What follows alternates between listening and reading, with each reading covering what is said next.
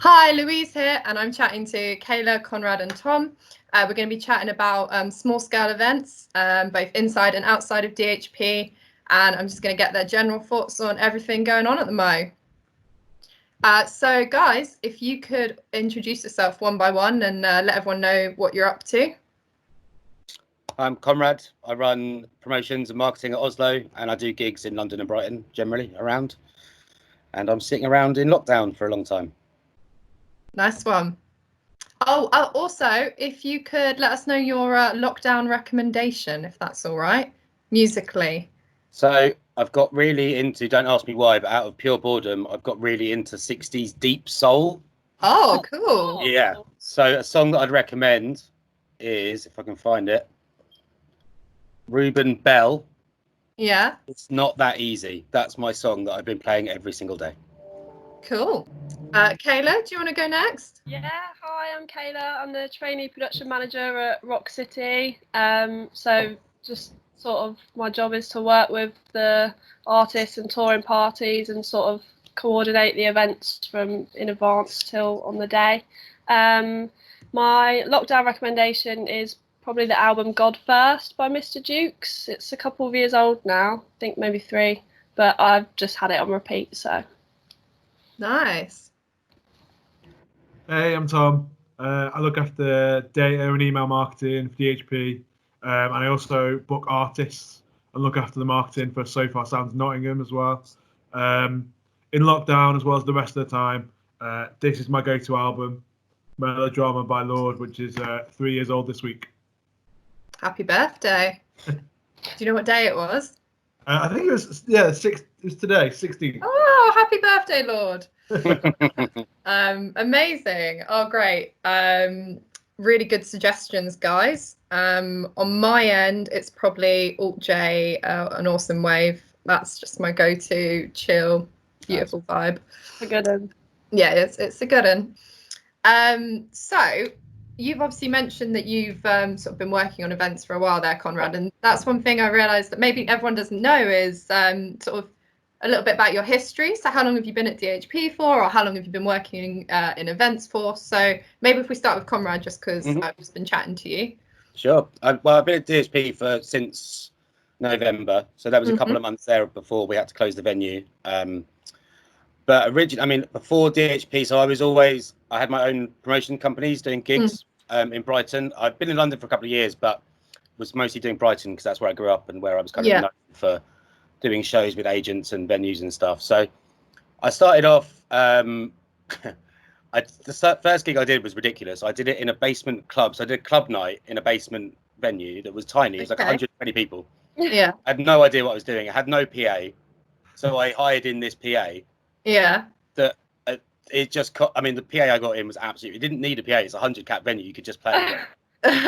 And at 1 a.m. we'd DJ and then a band would play and it'd be so loud and it was so horrible. But I don't know, because I used to do club nights is how I started. And then when I started doing gigs, it was just a lot more interesting. Like club nights are fun and I enjoy them, but you don't really meet a lot of new people because you kind of have the same DJs or the same promoters or whatever. So with gigs, it was just nice having new people. So we moved to a venue called the Green Door Store when it opened in Brighton, and they have like a late night license for gigs as well as club nights. So I could then put that idea of a gig at 1 o'clock in the morning. It was always one band and then you DJ around it. Yeah. That was with a proper PA and like a sound guy, and it was a lot nicer than the basement one. So that's kind of how I started. And then about 3 years ago, so I ran my own company for about 6-7 years, and then I joined up my friend Joe, who was doing a similar sized promotions company to me in Brighton. So we were always friends and we always kind of just bickered and had banter or whatever. But after a while we were like, oh, it might be a better idea if we do this together than constantly fight against each other for gigs, which was just kind of really pointless. So we joined up together and that was good. But with DHP, it was a really great experience. I had to kind of take a plunge into like a more of a career, because it's quite a flaky way of living, having your own company like that, because we had no financial backing, so we did really, really well for where we were at. But after a while, you kind of, I don't know how far this can go, really. So that's kind of my history and how I got into DHP. But yeah. Amazing. Oh, that's really cool. It's really good as well to sort of hear about your first gig experiences and some of the challenges there. I Yeah. imagine a lot of people can relate to that. Yeah, it was horrible. Kayla, how about you? I know that I first met you Yeah. when we were both on the Women in Music panel just over a year ago, right? I think so. Yeah, I was trying to think about this earlier. I'm not really sure. Yeah, that's how we met, and then before you worked at DHP. I moved to Nottingham for uni. I'm not originally from Nottingham, and just sort of got the bug, like fell in love with the scene and started to get to know people. And in my third year, I worked a bit with a local company called I'm Not From London. They have a record label and they promote gigs as well. And that sort of gave me the chance. I thought I came from like a business economics background at uni. Yeah. So I thought that I'd quite enjoy the business side of it, and then I quickly realised that it was promoting gigs and like the fun of on the day, and that's what it was all about. So after uni, I set up a small promotions company called Brown Paper Bag. Did a few gigs, got a lot of money mostly for charity. And did one of those gigs through the Grassroots, the Music Venue Trust scheme, which I know you did as well. That's how we met. Yeah. And I got a job. I think I was also like managing a band, like doing all these little things. But I thought, it's time to get us some income.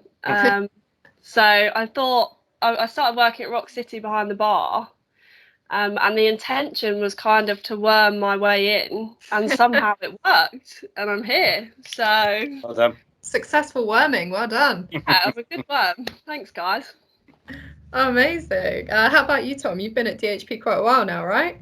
Yeah, so like Kayla, I'm originally from Manchester, but came to Nottingham for uni. And during uni, I just needed some money to put back into DHP on the bars. And so I got a job at what is no longer there, but the Rock City box office. Box office. So I started there in 2013. So I've been at DHP now for almost 7 years. Wow. So I started there, and then when that closed down, I moved to the Nottingham office. And yeah, just sort of came from box office assistant to marketing assistant to what I do now, which is basically the data and that kind of side of marketing. And yeah, I love my job, and it's great to work behind the scenes and to be a small part of the massive cog that makes all these gigs happen. But yeah, that was one of the reasons why I wanted to do something like So Far, because you're a bit backstage or behind the work, but I wanted to meet Nottingham artists, meet local artists, and sort of pair the work at DHP with putting on great gigs as part of this So Far brand. What first sparks an idea for an event? I'm imagining probably many things, but if someone's not put an event on before, where might they start? So, well, this is not DHP related, but I did an ABBA night. It was an ABBA club night that I did around the country. Amazing. What was it called? Gimme, Gimme, Gimme ABBA After Midnight. Very nice. And Amazing. we did a first one. It was at the Shacklewell Arms, and which is a small pub. Yeah. Back room, and it sold like 350 tickets. We had to take over the whole pub basically in like a day. So now I do it around the country. But the reason where I got that from is The Winner Takes It All, the song by ABBA. Yeah. I just wanted to hear that really, really loud when I was drunk, and no one ever plays it. So I was like, I have to do a club night so that I can hear it really loud.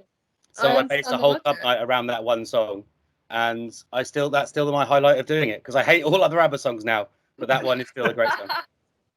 So I guess, yeah, club night wise, anything really. It could literally be a song that you want to hear, but you can literally base a whole idea around a song or a band or a scene. Can we expect that at Oslo soon then? Yes. Oh wait, I'm travelling down for that. Yeah, big night out, guys. It's only ABBA. I don't play anything else. It's 4 hours of ABBA. Amazing. It's insane. It's quite a lot. Wow. How many songs have they got that you can play? Absolute Well, they've got more than you think. They've got like 10 records. So there's a lot of weird B-side. It all goes up to the end. The first 3 hours are kind of pointless. But then we play ABBA Gold. Then it's ABBA Gold, and it's great. I wouldn't put that on the I wouldn't put that on the poster if I'm honest. No. Although it would be kind of funny. It's like the opposite of marketing.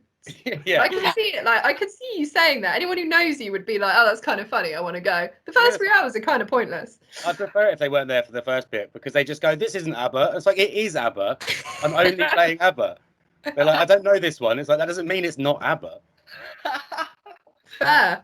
Wow, Do I you love ever that. see the like those memes on Facebook and stuff that say like when your friend passes you the aux cord and it's always Mum and Mia. Yeah. Everyone tags me in that. I get tagged Exactly. in that daily. Really? Oh my god, I'm seeing a collab happening. Yeah, I love a bit of ABBA. Yeah. Oh. I love a bit of ABBA, but I don't know if I love 4 hours worth of ABBA. But you know, Yeah, I'll I Anyone put make an find out? hour and actually. it'll be okay. I think for me, I think local community is the best place to start with any event. Mm. I think you can always find so many, especially in like the places we're talking about, like Nottingham, London, Brighton. You can always find so many great artists, so many artists that just haven't quite been given that opportunity yet. And yeah, working with other people that love music, it's just the best place to start. And from there, you sort of meet people. And you sort of develop all these ideas, and it eventually turns into hopefully these great events. Yeah, that's a shout. Yeah. Just a slight interlude. I've been doing a night called Acoustic Corner since November last year, which is very much on pause at the moment. The community is literally like a godsend, because I think if you first move to a town and then you have to put on a night, it would be really daunting because you don't have the connections. So because I've lived in London for 5 years, and I've sort of, been making sort of music connections specifically more in the last 2 years, but a little bit longer as well. It just makes it easier when you're trying to put something on, because you're like, oh god, okay, let me reach out to these people and see what's happening. And it takes away some of the pressure of having to go from like nothing to 1,000, like maybe start at like 70 or something. Funny enough, I mean, that's kind of why I still do shows in Brighton, even though I moved to London about 7 years ago, is because I moved up here to carry on doing what I was doing. But then you move here and you're like, oh, no one cares about me here. Like, you know what I mean? Or like, I don't know the right people. Whereas in Brighton, I do, because that's what I started. So I had to kind of carry on doing stuff in Brighton to keep myself relevant with agents and bands. And so then with London, it was a real slow growth of meeting the right people that you have to meet. But I couldn't just break those ties because I would be starting all over again. So it's quite hard to go into a new situation and start all over. But so respect to anyone who does that. Yeah, definitely. Yeah, I think similar to like echoing what everyone else has said, just the community is such a big sense of like the whole fun of it. And even just it's quite nice to be able to go to a gig and expect to see someone there. Yeah. Or I think that's definitely happens a lot in Nottingham, particularly because of the size of it. And just being able to meet different kinds of people. If I didn't do this, I don't think I would obviously have an opportunity to meet as many artists, or there's just so many interesting people, and everyone's just got stuff to share, haven't they? So it's quite nice to just get it out there. And I like being able to have, similar to what you said about making contacts, like if you get an idea, you can sort of bounce. I have a few people that I tend to bounce it off of, and they might contribute in a different way, and it just helps the flow of it and the growth of the idea, I suppose. Definitely. I think as well, it's such a sort of creative industry, and you're around people who think creatively as well, so you can bounce off them, and they might be doing something similar, or they might even have a bit more of a curveball idea, and you could kind of incorporate some of that. Amazing. Okay, so Conrad, great idea with the ABBA. I love it. Some might say that it's a little out there, a little bit wacky. Which I've brings got me Not worse. on to the next question is, what's the craziest idea you've ever had for an event, and did it work? If not, why? Talk me through it. Okay, well, again, this isn't DHP related, so sorry that I'm just going off on the tangent. No, it's great. You've got such a vast history. We want to hear about it. No, I wasn't going to tell the story, but I'm going to now. After the success of ABBA, Yeah. I did a Robbie Williams club night that was the same. Okay. So what else is a ridiculous idea? So that was a ridiculous idea. And again, I did one at the Shackle Alarms. I was like, well, that's where I start these. This is good. Yeah. Sold out. I got like interviewed by Time Out magazine. There was Oh, about wow. 8 on it. I was like, fucking hell, I'm a genius. This is so good. Without really thinking about it, I did more around the country, and every single one flopped, and it was the most depressing night. If you don't know depression, except for paying like Robbie Williams ballads to like 10 people. No. That was something where it's like, I guess, learn to run before you can walk with things like that. If you just get one good one, doesn't mean you should scale it up instantly. And don't do Robbie Williams club nights, I guess, also is a probably a good idea. Was it? Did you throw some Take That in there, or was it purely? Yeah, Take That with a Take That. They were the highlights, so I should have just done a Take That night. Really. Yeah, maybe. Yeah. My mum would love a Take That night. So. Yeah, mum's there actually. Funny enough.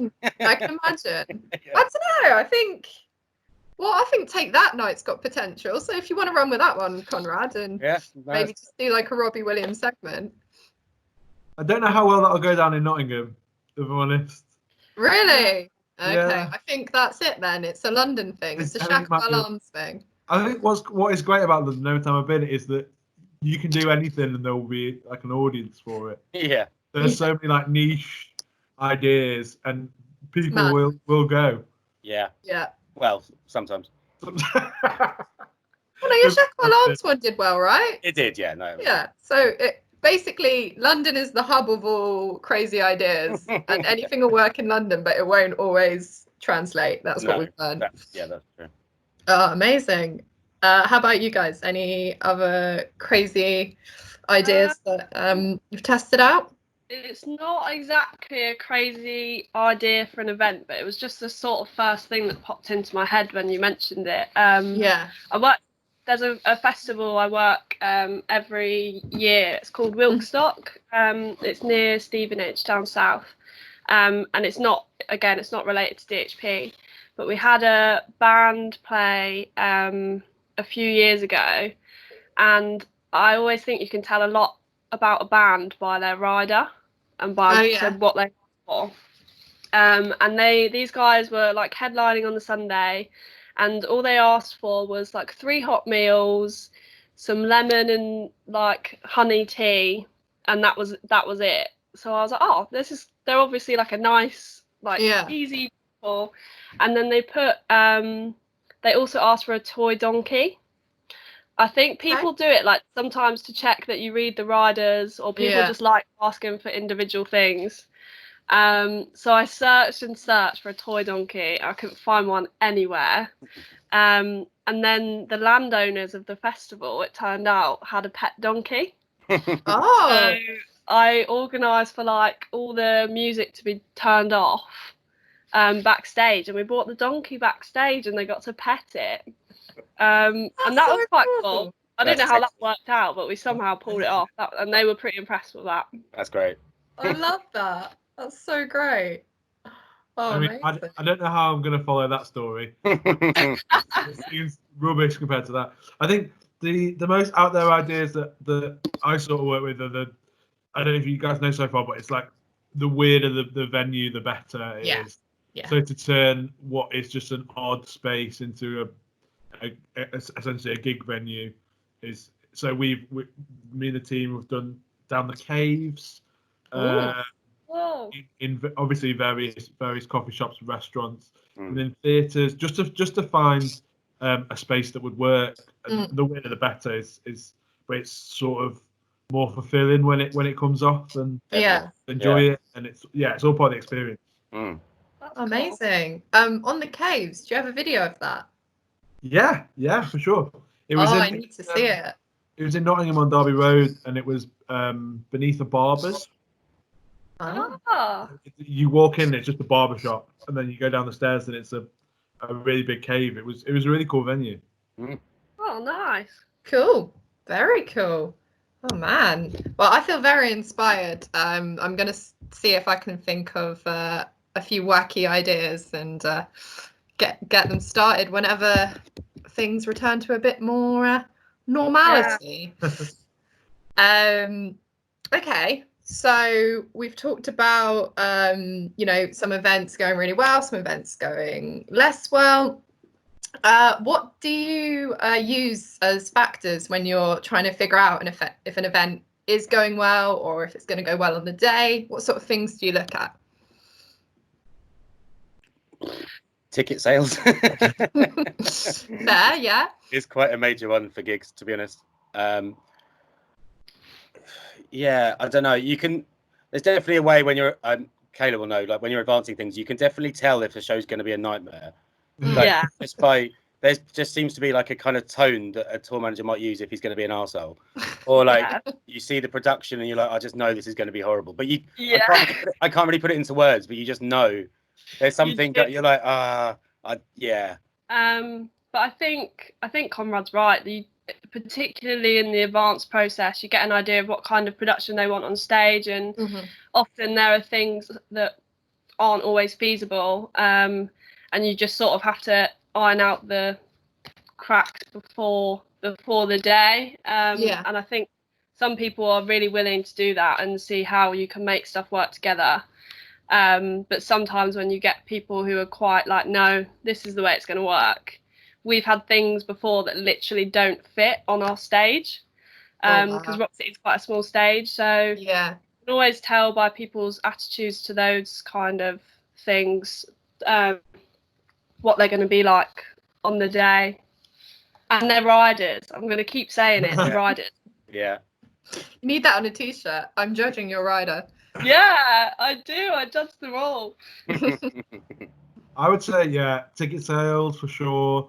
I think probably the difference between we talked about and both our gigs is because the lineup is completely secret, and they won't know.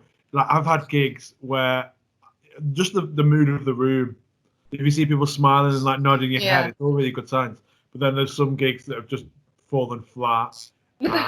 Wow. You don't see people, and It just happens, doesn't it? Sometimes. It can be as small as like if the weather's really rubbish. It's been soaked. It's just not the same atmosphere. And lineups and venue, they're also important. Yeah, I think just the mood of the room is key, but so many factors can affect it. Yeah. It's funny how when you start promoting things, you start really looking at like a calendar. So it's just things that people don't really think, but you're like, when you get offered for like a band, they're like, oh, we can only do this date, and you're like, oh, it's a Monday night in like summer, no one's gonna, there's lots of factors that you just wouldn't ever really think about until you've had a nightmare where you put one on a Monday night in the summer, and you're like, oh, no one went to that.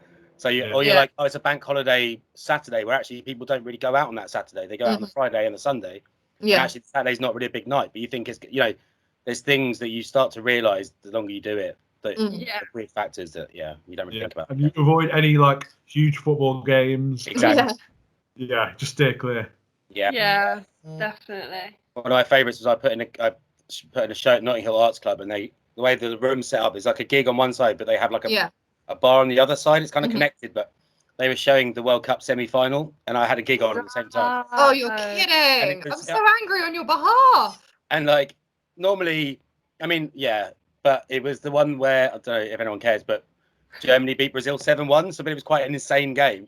Like everyone could kind of see the goals keep going in, so like the crowd were just walking off. The band got off stage and just went and watched the football. They're like, no one's watching us. Let's just go watch the football. So that was to go up against World Cup semi-final is a good one for sure. God, so what we're learning is that there's a million factors that play a part in whether an event will go well or not, and sometimes a little bit of luck might help as well. All right, guys, I think I have just one more question, and that is, If you could add any type of event into the DHP ecosystem, what would it be? It's got to be a camping festival, surely. Camping festival? Of Yeah. course. Right, yeah. At first I was like, what do you mean a camping festival? But you mean we don't have a festival where you camp, right? Yeah. So DHP we have got Beat the Streets, we've got Dot to Dot, we've got Splendor, but they're all kind of day events. Mhm.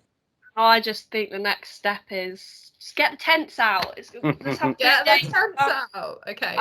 I would perhaps regret that after, like, if I was working that event, I might regret it. Yeah. But I think it sounds great to go to. I'll work it. Yeah. I It think will work we should campaign for that. Yeah.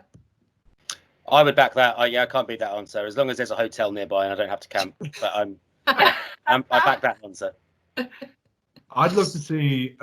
It happens every so often at Dot to Dot. I want to see more silent discos. I want to see a weekly silent disco night at all the venues. Amazing. At every venue? Is it on the same day? Or? Yeah, I'd go to all of them. Have a night off. Yeah. It is always quite a hit, actually, isn't it? Yeah. At the festivals and stuff. I do it for my birthday as well. In my flat, and it seems to go down really well. And, in your flat? That sounds amazing. Yeah. How many people? Good idea. Maybe like 40, 50, and it seems to. Okay. Yeah, you just have like transmitters that I just keep in my bedroom, and you just play off 3 different Spotify playlists. Nice. If anyone's watching, I will start running your silent discos. Yeah, you can run mine, Tom. Oh my god, amazing. I love that. Do you think you could do it virtually? I've thought about doing some kind of lockdown silent disco, but I don't know if it'll work. And then it's essentially just everyone listens to their own music in their own homes, and there's no point of being together. You need to physically be there to get the atmosphere. I think just the excitement, like when you've got your headphones on, you're like, switch over, this one. It's just it can't be beaten. I DJ'd at one once, and I was particularly drunk, very, very, very drunk. And it's very odd because I know it's silent disco, that's the point. But when you're DJing, you can't hear it either. Obviously, that's and I was just really pissed. I was talking to my mate. The sound guy just tapped me on the shoulder. Was like, "What are you doing?" I was like, "I don't know. Like, what do you mean?" He's like, "You haven't played a song in 13 minutes." I was taking the silent very, very seriously. Guys, it's been great. Thank you so much, and I will chat to you guys soon. Stay safe and keep thinking of all these crazy ideas. See you later. Thank you. Bye.